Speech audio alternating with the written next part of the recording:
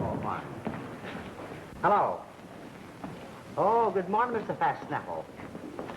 Yeah. Uh-huh. Oh, you want a new program for the children, eh? Yes, indeed. My ghost program, my ghost.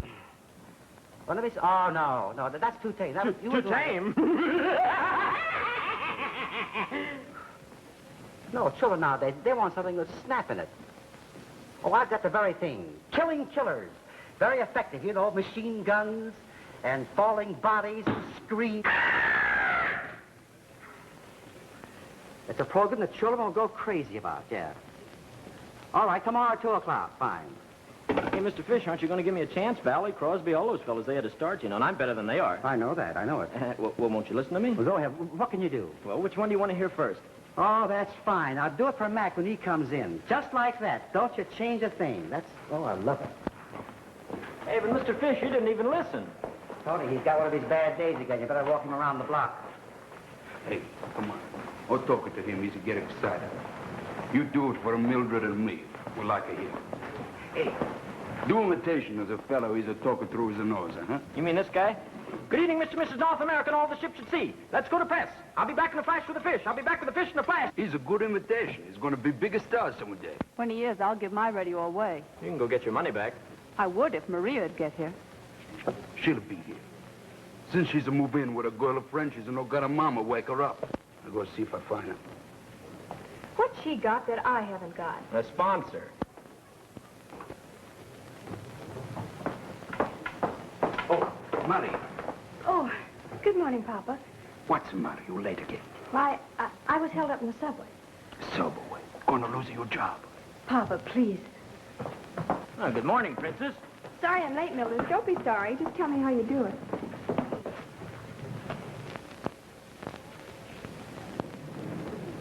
There's the man, Mama. There he is. Come, Wilbur, please, come away. You are Mr. Cluck, ain't you, mister? The man on the balloon? Well, yes, my son. Would you like to have one? Boy, bring a balloon. See, Mama, there is a man like that. Well, you see, Wilbur thought the Mr. Cluck on the balloon was, an imaginary character, like a Donald Duck, or Popeye. I did not. You said a real person couldn't have a face like that. Wilbur? Good morning, Mr. Cluck. Where's my rehearsal? Miserable brat. It'll be in Studio X in an hour and a half. Delayed an hour and a half? Who moved it up? Well, there's a notation here that Mr. MacCorkle did it. Oh, Mr. MacCorkle did it. On whose authority? Why wasn't I notified? Oh, I don't know, sir. I have nothing to do with that. Oh, no. Of course not. There, my dear. I'm a brute to let other people's stupidity make me cross with you. I was going to give you this later. Maybe you'll forgive me when you see it. Oh, thank you, Mr. Cluck. That's all right, my dear. And we'll have a little bite together after the broadcast. Boy, have you seen Mr. MacCorkle? He might be in Studio X, Mr. Cluck. If I want any guessing done, I'll do it myself. Now, you find MacCorkle. Tell him I'm looking for him. Yes, Mr. Cluck.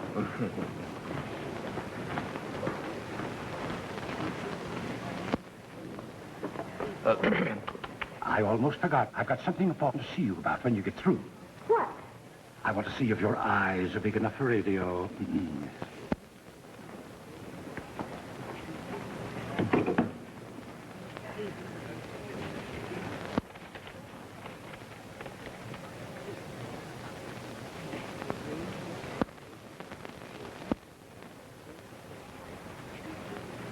It's not an expensive gift.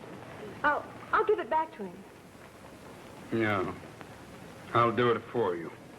But, Papa, you don't understand. Understand lots of things you know.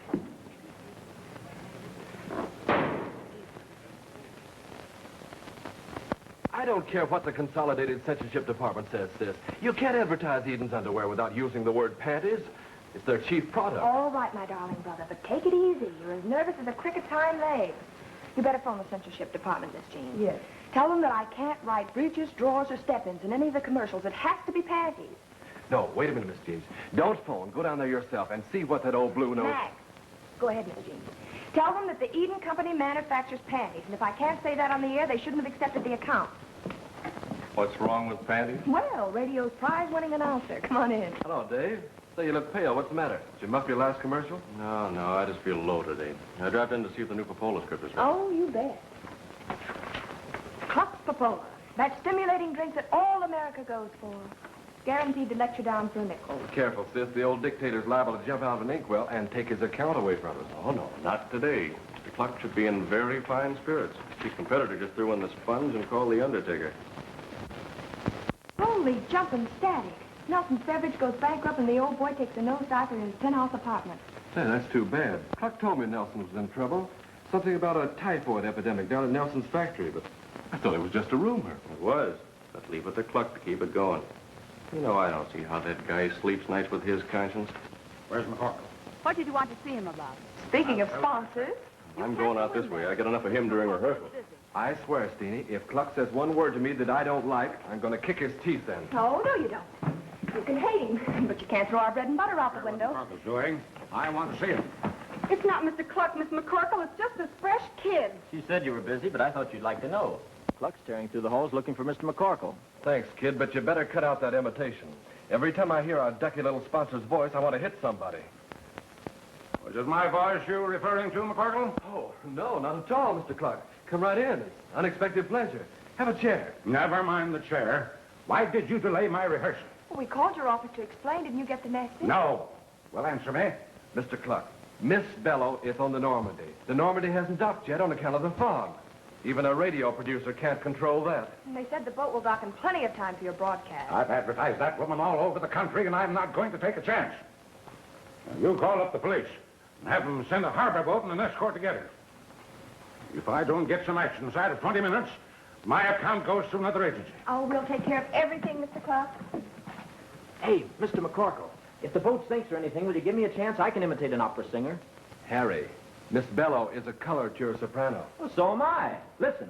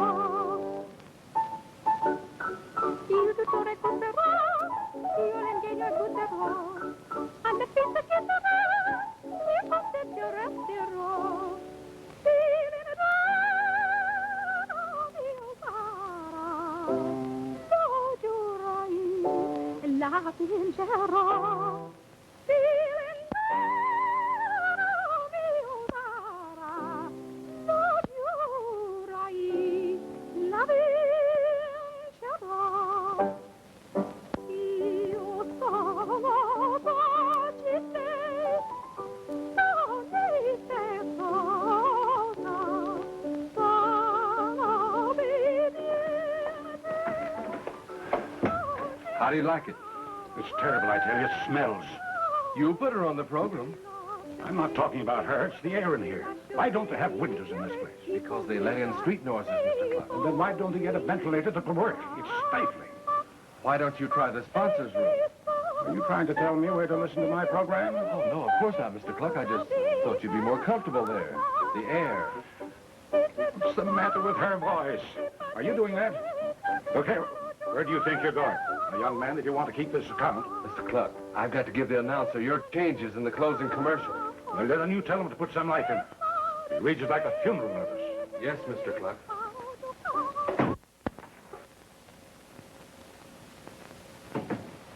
Hello, Mac. What are you doing out here?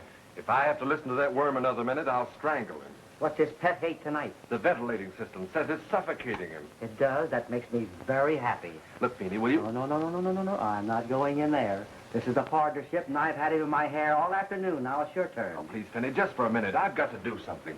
All right, but don't be long. He affects me the same way, too. How do you do, Mr. Cluck? There she goes. There she goes again. Mr. Cluck, please. Don't you shush me. I'm trying to smooth this number out. I can't very well do it if you insist on shouting in my ears. Look, Mr. Cluck, why don't you go upstairs to the sponsors' room? I won't go to the sponsors' room. Nobody can say that Caesar Cluck wasn't right on deck when we're having trouble. But there's a deck up in the sponsors' room. Has a couch and a sort of a spittoon. It's lovely. I won't go.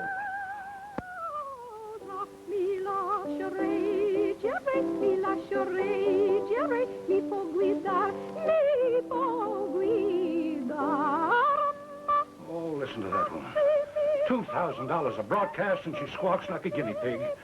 There's a better radio in the sponsors' room. Shut up. I'll cut her pay in half. Nobody's going to cheat Caesar Cluck. There, and this place is getting worse. Mr. Cluck, the air in this building is changed, washed, and sterilized every 2 minutes. It doesn't bother Mr. Fish, and it doesn't bother me. So think of your health, Mr. Cluck, and leave us alone. Do you realize who you're talking to? I do, and I'm referring to your blood pressure. You're a very sick man, Mr. Cluck. You're liable to drop dead at any moment, which would make a lot of people very happy, but would also leave them without a meal ticket. So if you don't want to use the sponsors' room, find some place where you can quiet down. You can't order me out. I'll have you fired. Not for doing a bad job. You're paying consolidated for a show, and that's what you're going to get in spite of yourself. I'll have that fellow thrown out of radio. I'll switch my program to another network. Now, Mr. Cluck, if you'd only would... Now, listen. If you say sponsors' room once more, I'll have a new advertising agency, too. Well, good evening, Mr. Cluck. Why, hello, my dear. Why aren't you listening to the program? I wouldn't go in there now, Steenie. The sound engineer, he's very nervous. Probably let you in there. But, of course, it isn't important that I listen to my own program. Oh, well, that's easy. Why don't you go up to the sponsors? Stop waving your arms, you idiot. I like Miss MacCorkle's suggestion. Come along, dear, and keep me company. Sponsors' room. Now, why didn't I think of that? You know, my dear, you're the only one around here who doesn't deliberately... It's just that, well, you're a very big man, and they don't understand. But you do, don't you? Of course I do. All successful men are brusque, and, you know, deep down inside, I think you're kind of, fatherly. Mr. Cluck, can I talk to you for a minute? Later. There's a broadcast on. The matter's urgent. You better see me now. Go ahead, dear. I'll be with you in a minute. Carney, I thought I told you never to come here. You did. But the boys thought they worked extra hard in the Nelson Beverage Typhoid story. They thought maybe you'd like to give them a little bonus, so say $100,000. You are very well paid. If you're not satisfied, I can get someone else. Aren't you forgetting I got the best little group of whisperers in this business? I suppose something should happen to one of your plants. Something like a case of leprosy, or what if a half a dozen people go blind from drinking Coca-Cola? Carney, you think I'm fool enough to teach you how to use a weapon without a means to keep you from turning it on me? I have a record of everything you've done since you were 15. If you're still in New York City by this time tomorrow, you'll spend the rest of your life in Sing Sing. Now get out. Listen, Red, I ain't leaving New York, and you're not going to do anything to make me.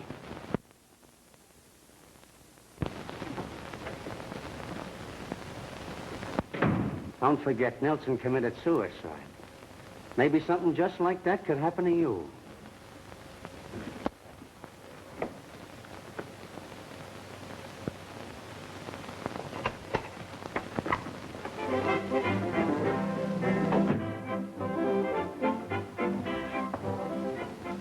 There, that's better. Classical music. How can anyone listen to it? Drives me crazy. Well, then why do you put it on your program? Well, we have to try and appeal to all classes. You know, there are some people who actually like that sort of stuff. Do they? Yes. Now, there's my kind of music.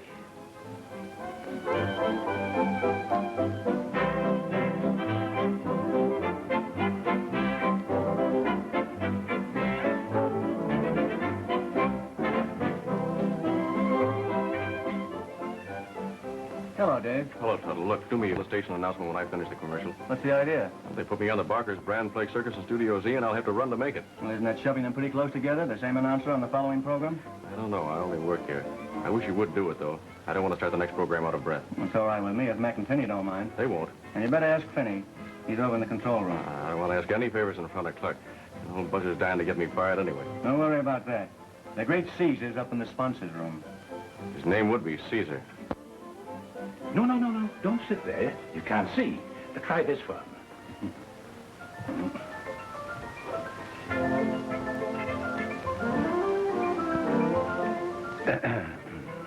Now, isn't this better? Just like a theater. Don't you think we should have the door open? It's a little stuffy in here. Oh, on the contrary, it's quite cozy. Oh. My, that's a nice perfume you're wearing. Thank you. I like it. You know you're a very attractive girl, Miss MacCorkle. I don't think I ever noticed it before. Oh, well, you're just being nice, Mr. Cluck. It's probably the music or the hair or something. No, it isn't. You know, I'm considered a very fine judge of beauty. Don't be silly, Mr. Cluck. What will they think downstairs? You know very well all they can see in the window is their own reflection. Oh, please, Mr. Cluck. Remember your blood pressure. That doesn't bother me half as much as you do. Do you wonder why the girls don't like you? Does the other fellow always get the good job? Well, maybe you lack... That's the wrong line. He's reading last week's commercial. I'm afraid, Miss MacCorkle, this is the last straw. Oh, no, it isn't, Mr. Cluck. This is... Right for me until I discovered Cluck's Papola. Since then, Glomer's windows are the talk of Osceola. And the little secret, the redhead in the Mrs. Lingerie will Where's soon Cluck? be Upstairs. Mrs. Cluck. Can you kill that speaker from down here? Why, sure. I forgot to tell Dave about Cluck's changes. For vim, vigor, and vitality, think Cluck's Papola, drink Cluck's Papola.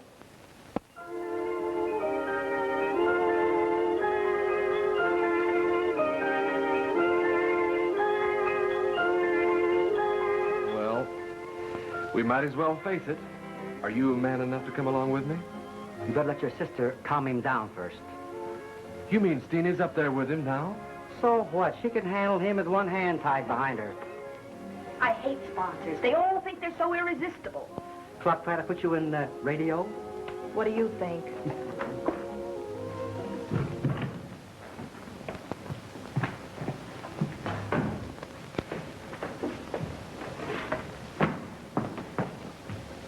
You have been listening to the Radio Forum. This is the Consolidated Broadcasting System. Well, that's another one wrapped up. I have a feeling we will be too when Mac gets through upstairs. Is Mac up there? If he isn't, I don't know the battling MacCorkles. Let him alone. It's about time someone slaps some decency into that would-be Casanova. No, Finney. You don't know Mac's temper. He's liable to get in serious trouble up there.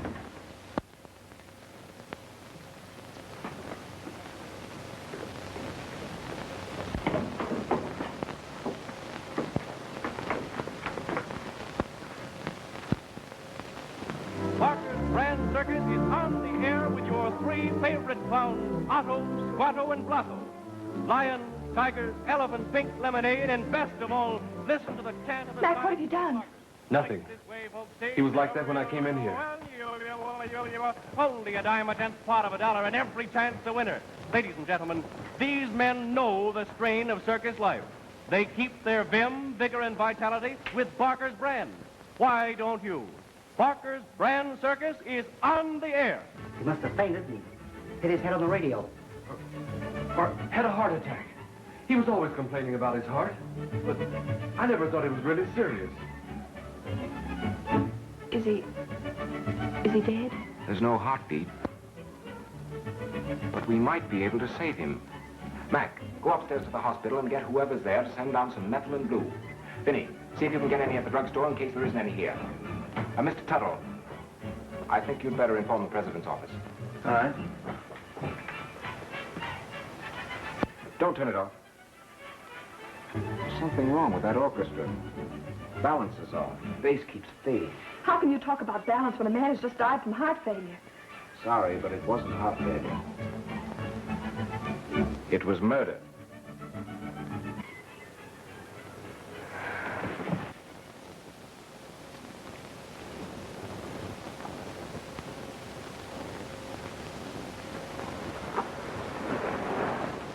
How did I get down here? I carried you. Didn't want him to take you to the emergency with Cluck. Is he... You sent the boys after something that might save him. It was too late. I just wanted to get them out of the room so you could finish your faint. Well, how did you know I was going to faint? The air pressure in that room had been tampered with by someone who knew Cluck's phobia about ventilation. I could see it was getting you. And you deliberately let me work myself up to a faint. I had to be sure. Well, you might have gotten a canary or a white rat or something. Yes, but I also wanted to find out who hit Cluck hard enough to make him fall against that radio. Oh, I can tell you that. You did tell me when you fainted. But I wouldn't tell anyone else or you might find yourself in jail for murder. Surely you don't think I meant to kill him. You didn't kill him. Cluck was alive when you left him. I wish I could believe that. Let me show you something. Did you ever see blood that color? Well, that doesn't look like blood. It's so bright. Cluck had to be alive when you left him to breathe in one of the poisonous gases that turn blood that color. Several of them are easy to make, and one whiff will kill a man unless he has an immediate antidote. How many people know that? Well, I know it. That's right, you do. And so does every high school chemistry student. That type of gas is one of the first things they're warned not to make. All right, Mr. Detective. May I make a few deductions now? By all means. Suppose the murderer wanted to throw suspicion on someone else. What would he do? You're doing the deducing. Go ahead. Well, he might tell an innocent suspect to be quiet, so she'd look twice as guilty when the murderer cleverly let the finger of suspicion fall on her later. He might, but in that case, he'd be very silly to remove the only evidence of her struggle with the victim, wouldn't he? You see, I found this in Cluck's hand. So? Well, it's yours, isn't it? I've never seen it before. Look, Mr. Butts, you might be a very good radio engineer, but I don't think I better leave my future to your sleuthing. But don't you see? This proves I'm right. There must have been someone else in that room after you left. Okay, mastermind, where do we go from here? Cherchez la femme? Nope. We find out how the gas got in that room.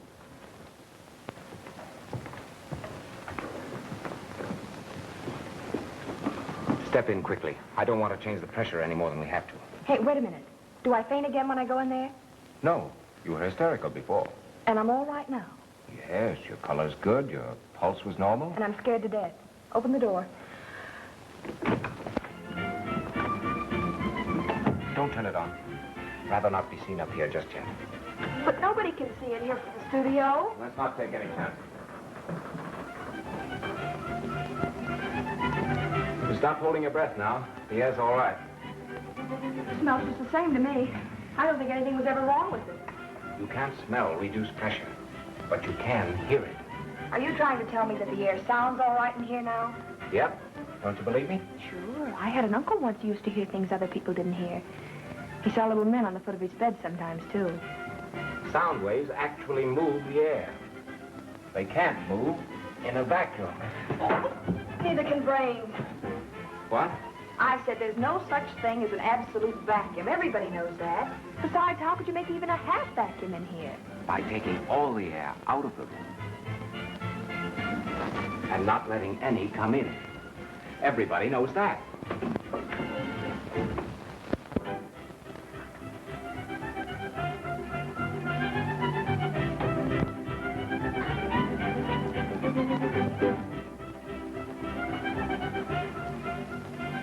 Oh, I'm sorry. I didn't mean to interrupt. I'm waiting for my brother. Oh, I see. And the light hurts your eyes. What business is it of yours? What are you doing here, anyway? I was looking for a mechanical pencil. Green with a gold band. I thought I might have dropped it in here. Well, in that case, it's probably still around here. No, don't bother. Please don't bother. It's not of the slightest consequence.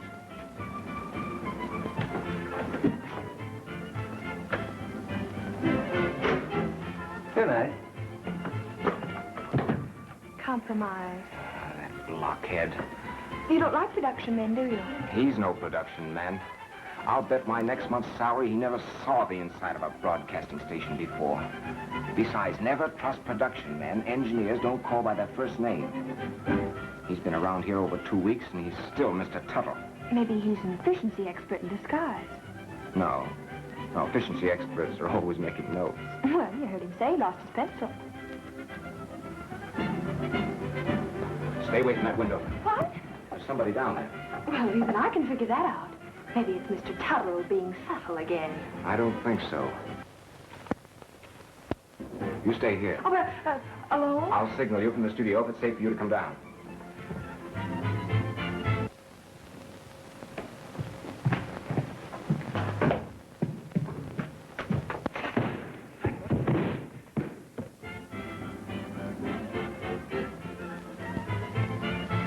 Keep out of this. Keep out if you don't want death to call again.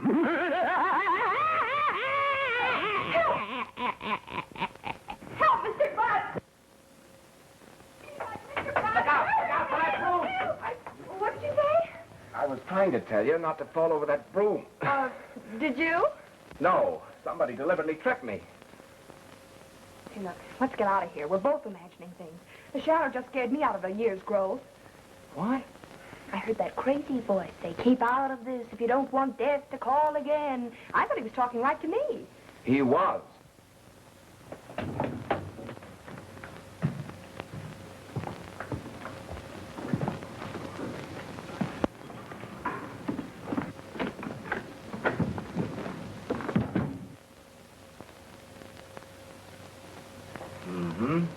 Adhesive tape. Not a fingerprint on it. Clean as a whistle.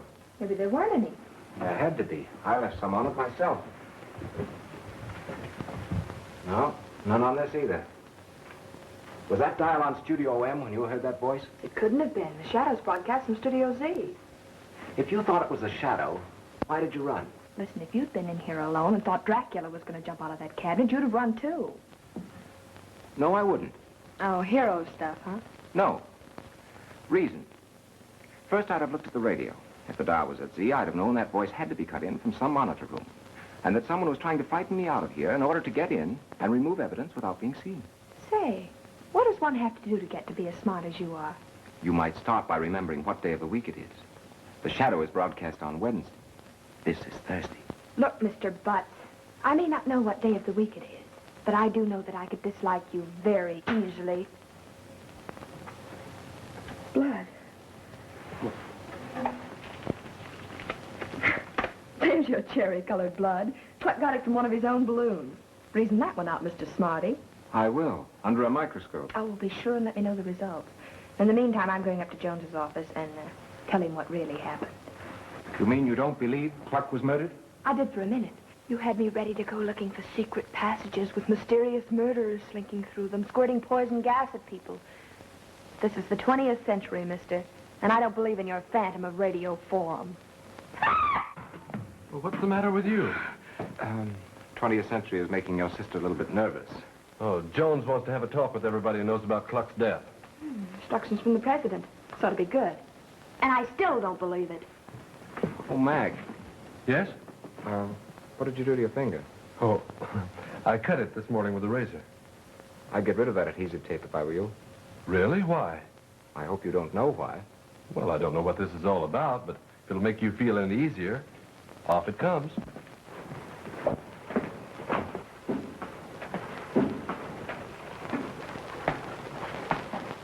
Hello, Tony. Mr. Ben, you want to tell me something, please? Sure. What is it, Tony? Mr. Kluck, is a dying in that room tonight? Yes. But how did you know that? Well, I see there was a carry him upstairs. And they give me orders to remove the balloons. Suppose nobody want to see his face no more. Well, if you know anything about Kluck's death, you'd better come along with me. Why? I don't do nothing. Oh, I didn't say you did. But Mr. Jones wants to see everyone. Oh. Oh, it's different. Bigger boss here tonight, huh? They say he's spending most of his time in Washington, patting a congressman in the back. And making speeches. I can hear him now. My friends, since you are all a part of radio, I'm sure you feel as I do. About our beloved sponsor, Caesar Kluck's untimely death. It is the first disaster to happen within Radio Forum. And the newspapers, whom I need not tell you, will stop at nothing to make a tremendous story of it. So I ask, in fact, I demand absolute silence regarding the matter. You are not to discuss it with anyone, not even amongst yourselves. Whatever statements are issued to the press must come from this office. Do I make myself clear? Yes, but Mr. Jones, don't you think... You can't see me, this comes All right, Jones, what's the lowdown? Mr. Jones, quiet, please. Now, you'll all get a statement. I shall show no partiality.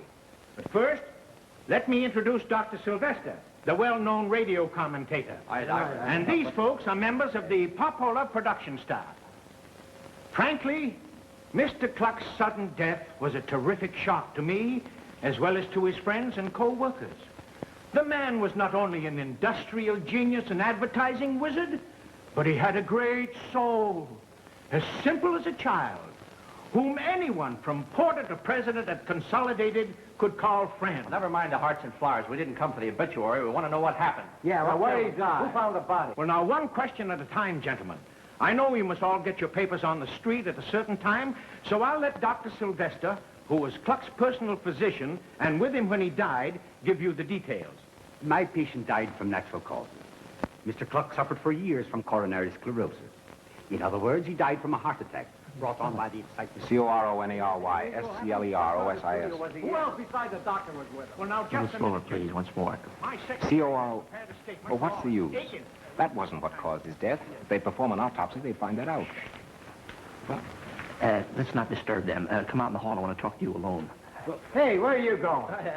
He's going to show me the new building. It's don't get excited, boys. Don't give me that stuff. What do you know? Wait a minute. All I said was that an autopsy should be performed. An autopsy on a sponsor? Preposterous. But, Mr. Jones, an autopsy will show that Cluck was killed by gas. Gas? Give me the story. How do you know? Now, wait a minute. That's a lot of rot. That's bunkum. He died from heart failure. Plain, ordinary heart failure. His doctor should know. Did you see Cluck's body? Yes. This blood stain came from a scratch on Cluck's head. It shows evidence of... There's nothing to this. All city dwellers inhale small quantities of gas. From automobile fumes, burning rubbish, a dozen things. We don't inhale enough to turn blood that color, Doctor. Well, how could gas get in here? Why, we pay a lot of money for this air. Why, the ventilating system cost $500,000. I found the ventilating system had been tampered with. Ventilating system? Gas? Let me that telephone. Hey, wait a minute. Stop! Get me the star. Hurry up. Yeah, make it snap. Quite interesting, this newspaper work. What? I say your friend, Mr. Butts, he's a hero. He's a sap. Hey, get away from that phone! Hey, you can't win stuff like that! What's crazy? Let me have that phone! The ventilating system and gas on it and killed Cluck. Yes, Wait a minute, I'll call you right back. Thank you. Is there another telephone in the other room? Yes, no! You idiot! Get out of here! You're fired! Get out! Do you hear? Okay, Mr. Jones, if that's the way you feel. That's the way I feel about it. And you listen to me. If any of you breathe a word of this around here, I'll fire you. Furthermore, I'll sue for libel, slander, and defamation of character. I'll show you who's... What do you want? Why don't you answer that phone? Oh, hello. Hello.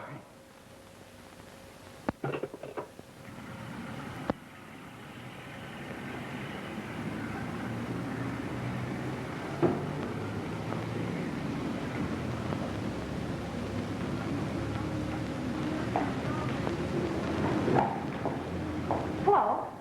I was wondering where you'd gone. What are you doing out here? Just thinking. About your job?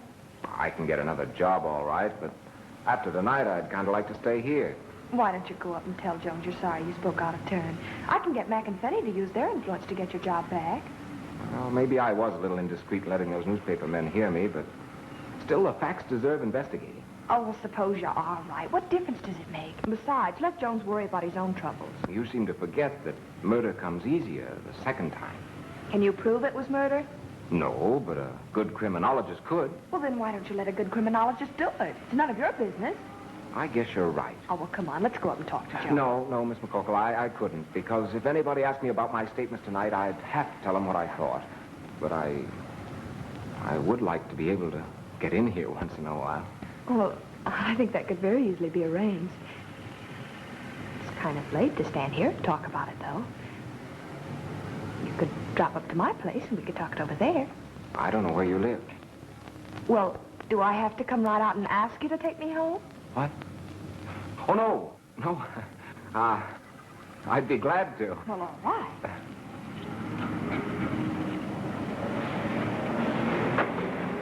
That's the girl. You're not going to do it here, are you, Jones? She's the only one who can put the finger on me. Yeah, but there's 100 people around here. Are you busy? No, lady. You want a cab? Get down!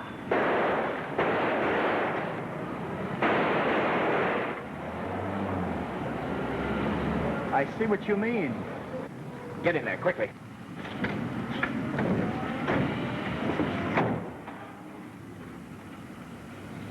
You can sit up now. I recognized that man with the gun. You did? Who was it?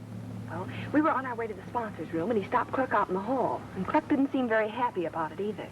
Then that's why he took a shot at you, so you couldn't identify. Now do you believe Cluck was murdered? Well, I don't think that fellow was shooting at clay pigeons.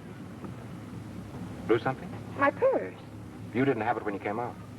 Well, I guess I left it at the studio. Why don't you tell me something about yourself? Just in case I have to have it chiseled on a tombstone or something. I'm very unimportant. My full name is Benjamin Franklin Butts. Why? I was born on Franklin's birthday. Oh. It could have been worse, you know. Could have been St. Swithin's Day. April Fool. Yeah. Go ahead. I studied at 5 colleges, took postgraduate work in chemistry, physics, biology, bacteriology. That's enough. Haven't you even got a personal side? Sure. Sure, I wear wool socks. I have 2 fillings in my back teeth. I press my own pants, and I'm very glad that something like this happens to know you better. Well, how long have you felt that way? About a year and a half. A year and a half? Why didn't you let me in on it? Well, I guess I'm not impulsive. Impulsive? Brother, you're terrific. You had no right to publish that story. I'll sue every newspaper in town. Well, you can't destroy a $30 million business. I'll make you prove every word of it. There is no poison gas in this building. The air is wonderful. It's the purest in the world. I ought to know. I've been here all night. What's the matter with that bird? I don't think there's anything wrong with it. Think? Well, you'd better know. If one of those birds so much as nods its head, I want to know about it. Hello? Hello? He hung up on me. Oh, what am I going to do?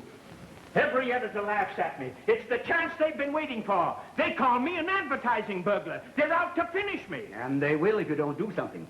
So far, I've been able to laugh the corner out of looking at the body.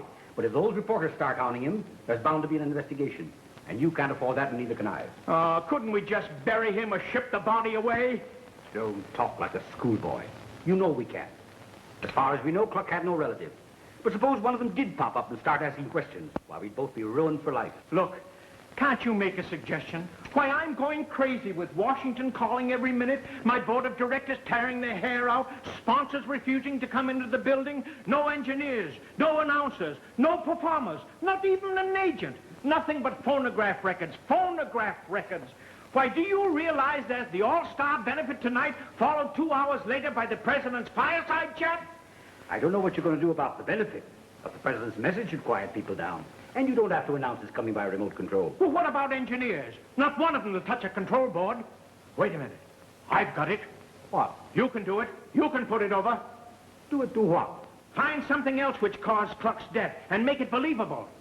Now, quiet down, Harry. Your nerves are beginning to crack. Nothing of the sort. Why, if we can find a motive and make an arrest, our problems are solved, aren't they? Sure. Sure. But it's impossible.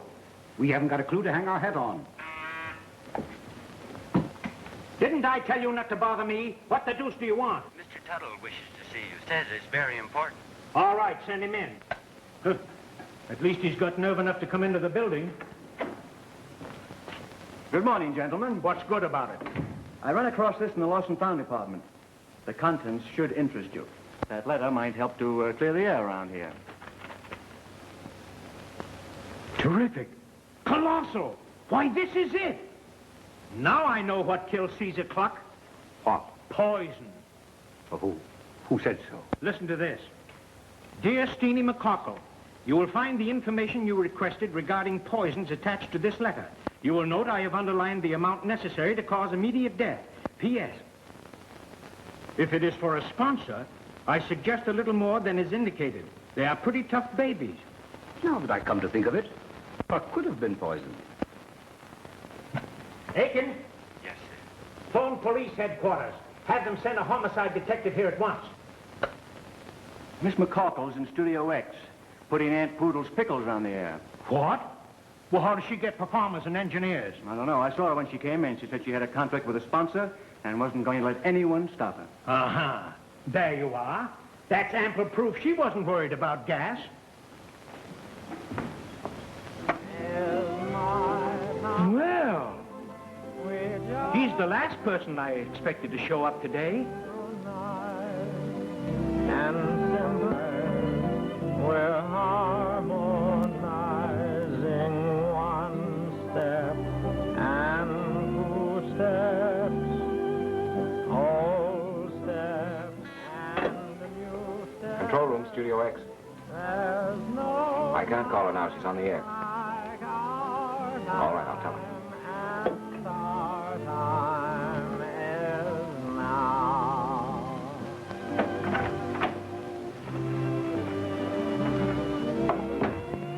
Well, who is it? I don't know. Why don't you take that thing off? There's nothing wrong with the ventilating system. Well, that isn't what you told me upstairs, and I'm not taking any chances. What I told you upstairs. This program is brought to you from the cool kitchens where Mrs. Poodle's pickled goodies are made. And to show you how Mrs. Poodle appreciates your loyalty, Mr. Fish will tell you about our special gift offer. If you want one of our dainty pickle forks, all you have to do is to just send one cellophane wrapper from our deluxe dill pickles and 1 dime to defer the cost of mailing. Until tomorrow, dill-de-dill. One step and 2 steps, old steps and new steps. There's no time like our time. You're listening to Radio Forum. This is the Consolidated Broadcasting System. That's it. Thank you very much, Harry. Is there anything else I can do, Miss MacCorkle? And how? You're going to be the vanishing cream troubadour. He will vanish when he hears me. Come on. Oh, Miss MacCorkle. Steenie, to you. Mr. Jones wants to see you in his office. Okay, thanks. Did you want to see me, Mr. Jones? Yes. I thought I fired you. You did. Mr. Jones, I want to suggest... Never mind your suggestions. You get out of this building. I'm now working for MacCorkle, and Fish. If my boss tells me to go, I'll go. Oh, is that so? Well, what's the matter with you? He's a radio engineer. Huh? The president's fireside chat. Oh, yes, of course. But I may have been a little bit hasty last night, but the fireside chat of the president... Don't you think we'd better get this over with first? Yes, but Butts has nothing to do with it. Nevertheless, I suggest that we proceed before the police arrive. Police? Miss MacCorkle, is this your purse? Why, yes. Where'd you find it? Never mind that. I suppose you know this letter was inside it. Oh, that? I'd completely forgotten about it. You seem to have forgotten a lot of things. Yeah, things that are damaging enough to convict you of the murder of Caesar Cluck. Let me see that letter. Now, it'll do you no good to destroy it. We've made copies, and witnesses will testify they saw the original. It doesn't mean a thing. No? No. Well, perhaps you'll change your mind. Dr. Sylvester has discovered that Mr. Cluck died from poison. And Miss MacCorkle was the last person with him. As far as we know. Well, we know she learned about poison. This box of tablets was found in your purse. The contents would kill several people. Not so fast. I admit the letter. It referred to research on a series of crime stories I'm writing. But if those pills were in my purse, somebody put them there. Mm-hmm. Well, you'll have to explain that to the district attorney and a jury. Mr. Jones, the homicide detectives are here. Show them in. I can't. They're down in the street. What? Yes, sir. They've been reading the newspapers and refused to enter the building. They said to send the prisoner down to them. Let me talk to them. You might as well send them back to headquarters because there isn't going to be any arrest. Unless they want to take Dr. Sylvester. Sylvester? Yes. Cluck had enough poison in him to kill the average man. But Dr. Sylvester didn't have to perform an autopsy to find that out. Because he gave it to him. That's ridiculous. What? What is he saying? He's trying to bluff you, Harry. Get me the district attorney's office. If you put this girl under arrest, I think the DA should know that I saw Cluck take a tablet of a certain drug just before his death. And the label on the box carried your name as prescribing physician. I wouldn't do anything hasty. Then you did? Oh, no, of course not. I did prescribe a heart stimulant for Cluck, but if he took an overdose, it must have been an accident. Now that I come to think of it, I'm sure it wasn't poison. Then what did kill him? Now, don't say gas or ventilating system. Mr. Jones, if you give me 24 hours, I'll find out who did this thing and prove there's nothing wrong with your ventilating system. Well, that's time enough to ruin me. Well, you're ruined anyway if we don't solve this case. Come on, Steenie. I'll take this before you boys decide to plant a shotgun in it. A shotgun? Now, calm yourself, Harry. Uh-huh.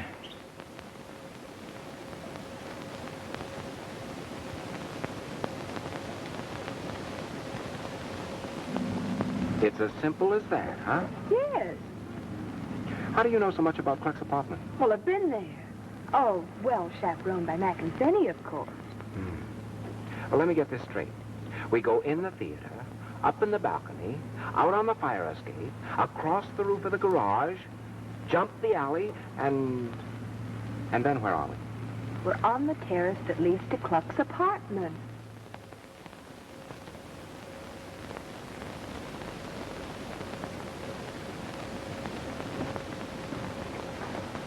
I hope we don't get 20 years for this. What's the matter? Gone, but not forgotten. Oh, What do we do now? we look for the safe. Well, they're usually behind books. But there aren't any books. I guess Cluck did something else with his spare time. Well, maybe behind the pictures. No. He'd think of a better place than that. My intuition tells me behind a picture.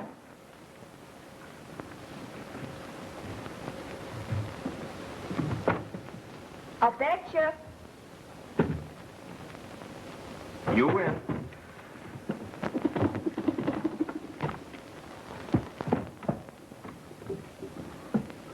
Hear a heartbeat? Shh. Quiet, please. Say, you weren't kidding when you said your hearing was better than other people's, were you? No, of course not. The ear can be trained, just like the other 5 senses. Where's the 6? What made you look behind this picture? Intuition. That's right. I might have known that would happen.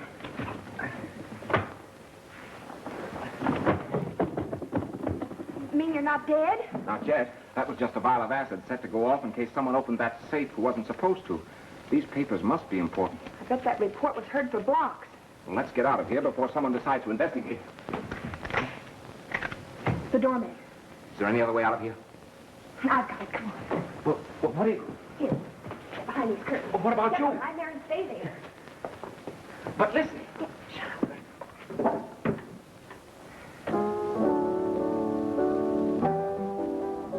Say, who shut off that gun? Well, I don't know. It didn't come from this apartment. Well, I smell smoke. Yes, I noticed it too. But there's no fire in here. Maybe there's a chemical plant around somewhere. I did notice smoke coming from that window across the street, though. Okay, I'll report it. Who are you? What are you doing in here anyway? Me? Don't you remember me? I was Mr. Cluck's girlfriend. Which one? Oh, there you go. Just like everybody else. Trying to tell me things about my dear Clucky. But I was the only one he really cared for. He told me so himself. So when I heard about his accident, I had to come back and play his favorite piece at the scene of our great happiness. Where are you? Where have you gone without me?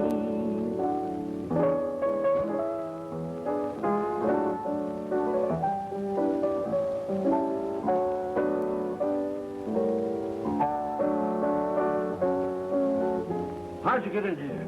With my own little key, through the private entrance. I'm the only one who had a key.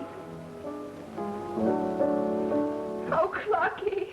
Clucky, darling. Oh, dear. Oh, Clucky. No, darling, why did you leave me? Oh. Don't do that. Oh, it's all right, honey. I understand. I was in love once myself, I know. Oh, were you? Do you want to tell me about it? No, don't worry about me. I know you got troubles of your own. Good night.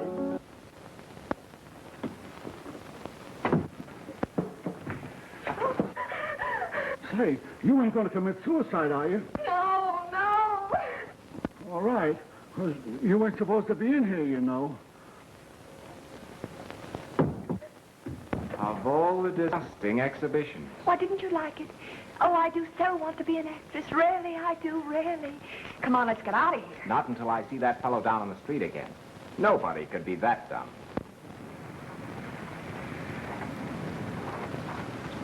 How do we get into Cook's apartment? I don't know. But I think the doorman's going to let us in.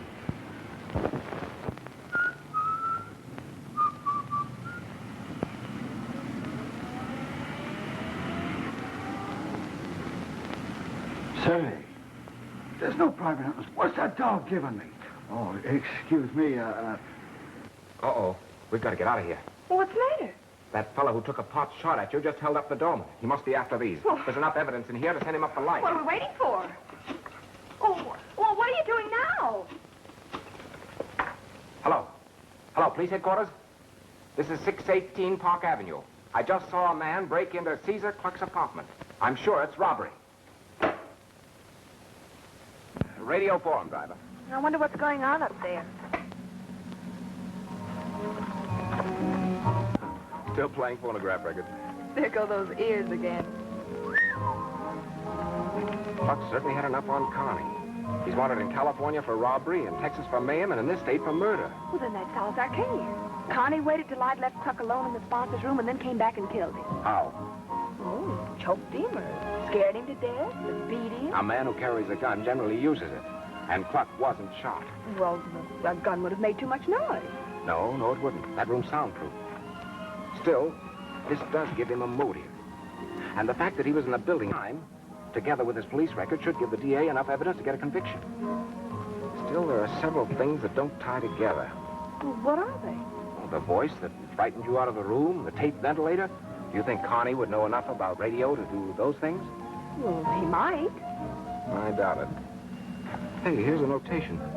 Paid to Dr. Sylvester, April 17th, $10,000. Here's another one. Paid to Dr. Sylvester, $5,000. What could that be for? For a broadcast, maybe? Why, he's never been on one of Cluck's shows. Maybe he was paid to stay off of them. That's it.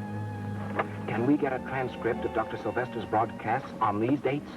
Well, I'm sure we have them on file in the office. Good. Greetings and salutations, ladies and gentlemen. That's not a phonograph record. That's the All-Star Benefit Show. Personally supervised by MacCorkle, Fish, and the absent MacCorkle. Video, so help me out. And now the time has come to lend ideas to au revoir, pleasant dreams. Think of us when requesting your things here. And now, good night, Bonchitio, bless you. When the blue of the night meets the gold of the day,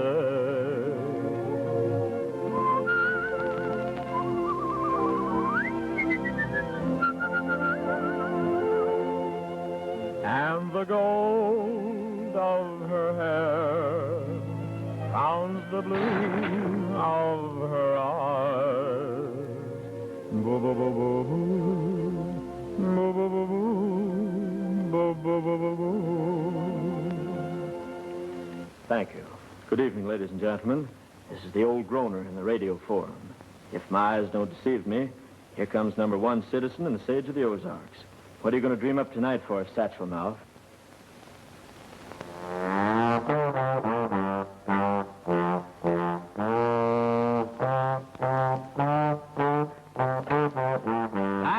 Thank you. You know, I certainly appreciate being on this program with you. I can remember when I first started out down in Van Buren in Grandpappy's stable.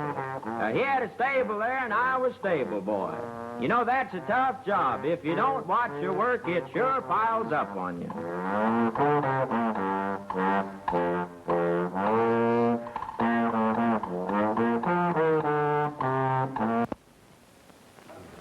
Oh, is this the boy who does the imitations? This is the boy who did the imitations. Do you suppose you could imitate my voice? Later. In 5 minutes, his voice will be the Lonesome Cowboy. Hi-ho, Rover! Whoa! Kid loves his horse. Here it comes. Get him up. Come on, boy. Hey, wait a minute. Wait till I get it back to floor level. You've done very well to get us this far. Come on, leave it alone. Well, where have you been? Safe cracking. We've got enough dope here on Cluck's killer. It's in the bag. Steenie, you'd better come with me. We've plenty of work to do. Hurry up, boys. We'll run an elevator. Maybe what would you? I'm sorry, but we're going down. But then I'll go down. Oh, well, on that ship. You shouldn't have said that. But why? I think Carney did it. Yeah, but you can't think. You've got to know. I overheard your remarks, Steenie. What makes you think you have Cluck's killer? Oh, various reasons. Why do you ask? I have a hunch that I know who visited Cluck after you left him in sponsor room X. You have? Who? I accidentally overheard an argument between Tony and Maria. It seems that Cluck gave Maria a diamond brooch. Father might have dropped in to give it back to her. Well, that's very interesting, but why tell us? Mr. Jones is the one to know. Yeah, it doesn't mean anything one way or the other to me, but I had understood that you'd guaranteed to find Cluck's killer, and I thought I'd give you the tip. Well, thanks a lot, Dave. You've helped a lot. All right. Good luck. Well, what do you think of that? I've got the brooch in my pocket. There's Maria. Let's check it. Hello, Maria. Oh, no one seems to want any information today, so I have to do something to keep awake. Maria, did you ever see this before? No, never. You sure? Yes. That's funny. Because both your fingerprints and your father's were found on it. All right. It's mine. I mean, well, Mr. Cluck gave it to me, and Papa saw him and took it away from me to... But Papa didn't kill him. Honestly, Mr. Butts. Mr. Cluck was alive when Papa left him. Where is your father, Maria? I don't know. I'll see if I can find him. Well, this puts a different light on our theory, doesn't it? Did you really find her fingerprints on it? No, but I could see she was lying, and I wanted to trip her up. Boy, are you some tripper-upper. I fell for it myself. Well, you get to work on those papers, and I'll join you as soon as I've seen Tony. Tony!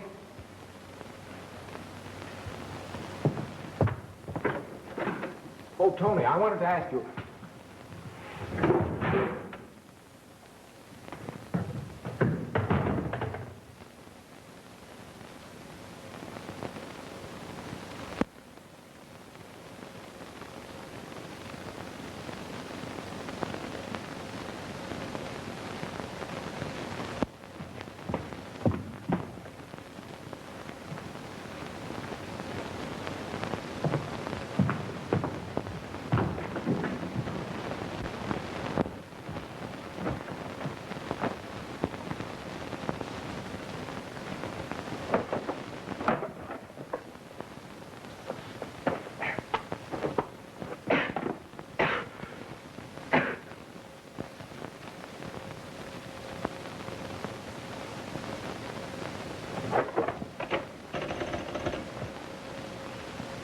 Hello. Get me MacCorkle's office. This is Ben Butts.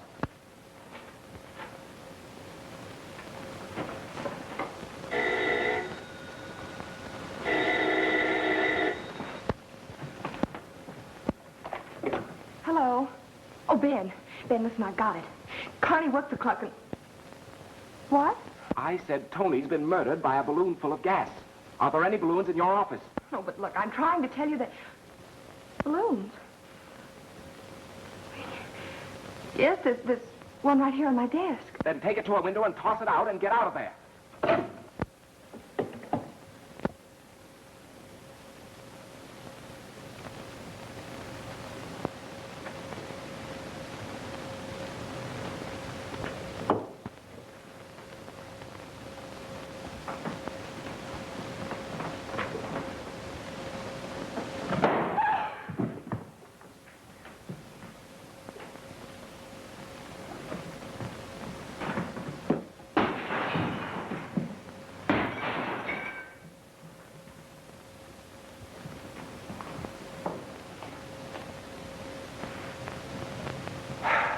Are you breathing? Sure, why don't you try it? It's fun. Well, at least you were gentleman enough to tell me before I broke a blood vessel, trying to hold my breath. I thought you were trying to set some kind of a new world's record or something. Well, I wasn't. Well, what were you doing down there anyway? Here, hold this. Well, you called up and told me to get the balloon out of here, and I'd left a cigarette up on the ashtray, and I started for the door like this. Hey, wait a minute. Don't do it with this one. It was one like this that killed Cluck and Tony. All the balloons with gas in them had this mark on them. You mean that there's gas in that one? Yeah. Well, what are you going to do with it? I'm going to confront the killer with this little toy. I'm going to put it right under his nose and watch him squirm. Butts, you promised to deliver Caesar Cluck's killer. Instead, Tony Lisotti has been murdered. Yet you do nothing but assemble the only people who are trying to keep Consolidated going. Patience, Mr. Jones, patience. I didn't let you down on the fireside chat, did I? The New Deal is going serenely on. I insist you let us know what you know. Mr. Jones, if I point out the murderer, will you capture him? Yes. No. Then suppose we wait for the district attorney and his men.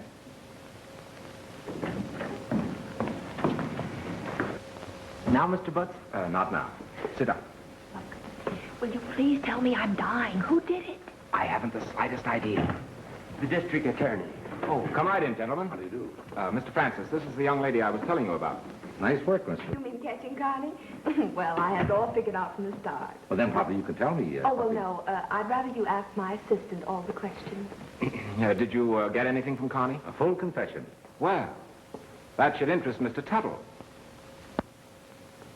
Did you find the pencil you were looking for last night in the sponsor's room? Green with gold band? Well, now that you have me, I might as well confess. For a long time, the local authorities have been trying to stop Cluck's whispering campaigns. But they were never able to get enough evidence to prosecute on. So they appealed to the Federal Communications Commission. I was sent up from Washington to find out whether Cluck was paying Dr. Sylvester for boosting Popola and knocking his competitors. He handed Cluck a message when he came in last night, but it wasn't among Cluck's effects. So I went up to the sponsor's room to look for it. I see. By the way, Doctor, why did you remain in this building a full half hour after your Nature Oil broadcast? Why, I talked with the engineer for 15 minutes about my speech, and then I had business with Mr. Jones. Caesar Cluck was killed after the Popola broadcast. Did it take you the next 15 minutes to get to the reception room? No, but there was no reason to rush. I had plenty of time.